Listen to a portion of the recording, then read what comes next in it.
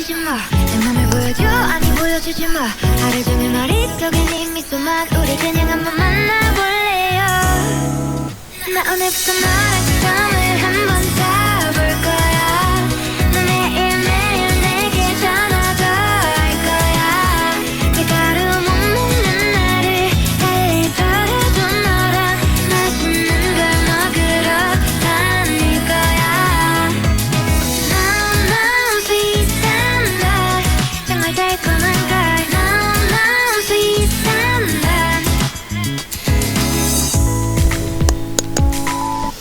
자, 오늘은 붕당 정치와 탕평 정치입니다.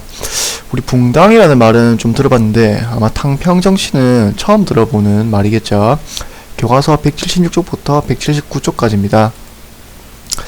오늘은 우리가 예전에 배웠던 붕당 정치가 어떻게 변질되어 가고, 그래서 이걸 해결하기 위해서 등장한 탕평 정치가 또 어떤 것인지 우리가 배워보면 되겠습니다. 오늘 배울 핵심 단어들은 이 4개입니다. 붕당 정치, 예송, 환국, 탕평책, 이렇게 4가지를 배워가면 되겠습니다. 자, 일단 붕당 정치가 바뀌어가는 과정에 대해서 한번 배워보겠습니다. 일단 우리가 예전에 동인과 서인 갈라진다까지 배웠죠. 훈구와 사림이 싸우다가 사림이 내부에서 다시 동인과 서인으로 갈라지는데, 우리가 지금 정치판에서도 보면 여러가지 당이 서로 견제와 어떤 비판을 통해서 서로 균형을 이루어가고 있는데, 이때도 마찬가지입니다. 동인과 서인이 꼭 싸우기만 했던 건 아니고 또 학문적으로든 아니면 정책적으로든 서로 논쟁을 펼치기도 하고, 또 공론, 이 공론은 뭐냐면 어떤 선비들이 이제 모여서 선비들의 여론이라 생각하면 되겠습니다. 그래서 여러가지 정책에 반영될 수 있는 여론을 형성하기도 하고, 또 서로 비판을 통해서 균형을 유지하기도 하는 이런 상태였는데, 자, 근데 이제 시간이 흐르면서 이제 동인과 서인도 서로 내부에서 갈라지기 시작하고, 또 갈라지다가 못해 서로 싸우기 시작하는데, 그 과정을 잠깐 보자면, 우리 이제 이 임진왜란 끝나면서 임진왜란을 거치면서 동인이 남인과 북인으로 나뉜다고 했죠. 자, 근데 우리가 인조 반정이 일어나면서 이 광해군 정권은 북인 정권이라고 했죠. 그래서 광해군이 물러남과 동시에 북인도 역시 사라지게 됩니다. 자, 그래서 남아있는 건 이제 인조 반정을 주도했던 서인이 주도권을 잡게 되고, 이제 남인은 남아서 이제 이 정책의 비판적인 역할을 취하게 되는 거죠. 그래서 지금으로 치면 뭐 서인이 여당이고 남인이 야당이라 생각하면 되겠습니다. 자, 그래서 이제 서로 견제와 균형을 이루어가고 있는데, 자, 이제 서서히 지나가면서 효종이 지나고 이 현종 때 예송 논쟁이라는 것이 총 2차례 발생합니다. 이 예송 논쟁이 뭐냐면, 이제 효종이 죽고 나서 상복을 얼마 동안 입을 것인가 에 대해서 일어난 논쟁인데, 자, 지금 생각하면 우리가 보기에는 상복을 얼마 입든지 그게 무슨 상관이냐 라고 생각할 수 있지만, 사실 세부적으로 들어가면 굉장히 이 왕과 신하들의 어떤 어떻게 서로를 바라볼 것인가에 대한 논쟁입니다. 잠깐 더 깊이 들어가 보겠습니다. 자, 사실 이 정도까지는 여러분이 중학교 단계에서 알 필요는 없습니다. 근데 여러분의 예를 돕기 위해서 잠깐 가져왔는데, 총 예송 논쟁이 2차례가 난다고 했죠. 자, 그래서 첫 번째는 이 기해 예송이라는 건데, 이 효종이 죽고 나서 이 인조의 부인이죠. 이 자의 대비가 어떻게 상복을 입어야 될 것인가. 서인은 1년 동안 입어야 된다. 남인은 3년 동안 입어야 된다라는 건데, 서인이 1년 동안 입어야 된다고 주장하는 이유는 뭐냐면, 왕과 사대부는 똑같다라는 겁니다. 그렇기 때문에 왕도 사대부의 어떤 예를 갖춰서 1년을 입어야 된다. 남인은 왕과 사대부는 다르다는 겁니다. 그래서 왕은 좀 더 특별한 존재이기 때문에 3년을 입어야 된다라고 주장합니다. 자, 그래서 이 서인과 남인, 확실히 왕을 바라보는 어떤 시각이 다르죠. 서인은 우리와 똑같은 사대부일 뿐이다라는 거고, 남인은 사대부와는 다르다, 왕은. 자, 그래서 결국에는 1차 논쟁에서는 서인이 승리를 합니다. 그래서 서인이 계속 정권을 유지해가게 되는 거죠. 자, 근데 이제 갑인이 왜성때 오면 서인이 다시 이제 똑같은 근거를 들어서 9개월만 입어도 된다. 효종비가 죽고 나서, 효종의 부인이죠. 효종의 부인이 죽고 나서 인조의 부인이 그러니까 효종비한테는 시어머니죠. 상복을 어떻게 입어야 되는가? 9개월만 입으면 된다. 남인은 1년을 입어야 된다. 라고 해서 똑같은 근거지만 결론은 다릅니다. 남인이 승리합니다, 이때는. 그래서 남인의 정권으로 넘어가게 됩니다. 자, 그래서 이 예수 논쟁을 통해서 정권이 이제 바뀌게 되는 거죠. 남인으로. 자, 근데 이제 숙종 때가 되면 이제 환국이라는 것이 일어나는데, 숙종이 이 정권을 잡은 붕당을 갑자기 이제 바꿔버립니다. 총 3차례에 걸쳐서. 이것도 역시 고등학교 가면서 자세히 배울 수 있는데, 어쨌든 이제 한쪽이 너무 강력해졌다고 생각한 숙종이 어떤 트집을 잡아서 이제 붕당을 바꿔버립니다. 자, 그래서 총 3차례 일어나게 되고, 그래서 처음에 1차 때는 남인이 빼앗기고 다시 서인이 잡게 되고, 2차 때는 다시 남인이 잡게 되고, 3차 때는 다시 서인이 잡게 됩니다. 자, 그래서 이 과정을 거쳐가면서 이제 서인이 노론과 소론으로 나뉘게 됩니다. 자, 그래서 이렇게 서로 바뀌어가는 동안 예수 논쟁과 환골을 겪으면서 계속해서 정권을 잡은 붕당이 바뀌어가게 되는 거죠.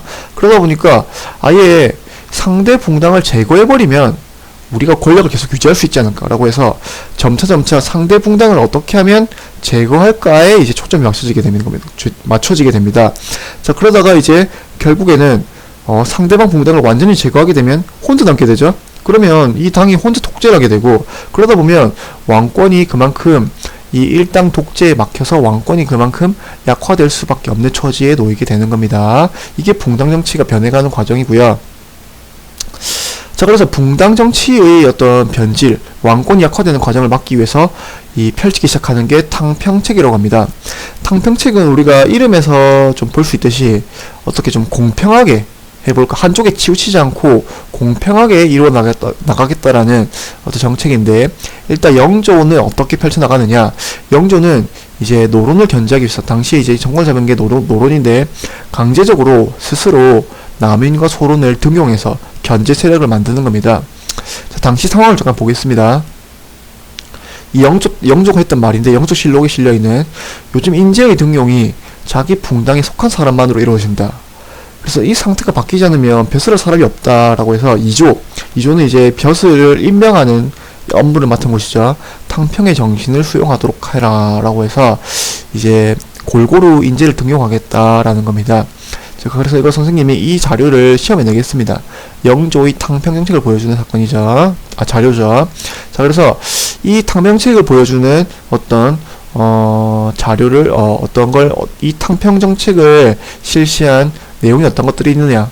바로 이런 남인 소론 등용하고, 이제 이조전랑이라는 직책을 약화시키고, 그 다음에 붕당의 근거지가 되어왔던 지방에 있던 서원을 정리해 가는 겁니다. 자, 그래서 이제 결과적으로 어느 정도 왕권도 강화하고, 이제 이런 왕권 강화를 통해서 백성들의 삶을 안정시킬 수 있는 균역법을 실시하게 되는 겁니다. 자, 그래서 이걸 계승한 사람이 이제 정조죠.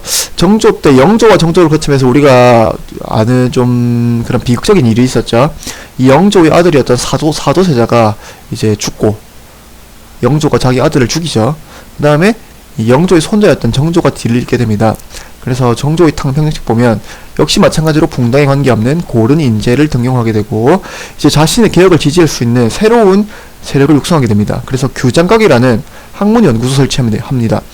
우리가 옛날에 집현전이랑 비슷하다 생각하면 됩니다. 그래서 젊은 학자들을 등용할 수 있는 교장각을 설치해서 자신의 개혁을 지지할 수 있는 세력으로 만들게 되고, 그 다음에 이제 군사적 기반을 만들기 위해서 장용영이라는 새로운 이제 군대를 설치합니다. 그래서 여기는 국왕 직속의 어떤 친위 부대입니다. 정조를 직속적으로 뒷받침해 줄 수 있는. 자, 그리고 세 번째로 수원 화성을 건설하게 되는데, 자, 이 수원 화성이라는 거 굉장히 우리가 단지 그냥 성이 아니라, 이 수원 화성은 자기 아버지였던 사도세자를 모셔놓는 어떤 계획 도시입니다. 그래서 이걸 건설하고 이제 정조가 여기를 자주 방문하게 되는데, 이 자주 방문하는 것의 의미는 이제 왕의 어떤 위엄도 보여주고, 또 이 아버지를 모셔놓는다고 이제 사도세자를, 그러다 보니까 이 사도세자의 죽음에 큰 어떤 방관자이자 조력자 역할을 했던 노론 세력에게 어떤 신호를 보내는 거죠. 우리 아버지를 너희가 죽였었지. 노론 너희를 내가 견제하겠다라는 어떤 의미를 보여주는 이런 수원 화성 건설이고, 건축학적으로도 이 조선시대 과학기술의 어떤 총집합입니다. 굉장히 아름답고 중요한 건물이 되겠습니다. 자, 이게 끝이 아니라, 자, 그래서 이런 걸 통해서 왕권 강화 정책을 펼쳐서 이제 민생 안정 정책, 통공 정책이라고 해서 자유로운 상업 활동을 보장해주는 이런 정책도 펼치게 되는 게 정조의 탕평 정책입니다.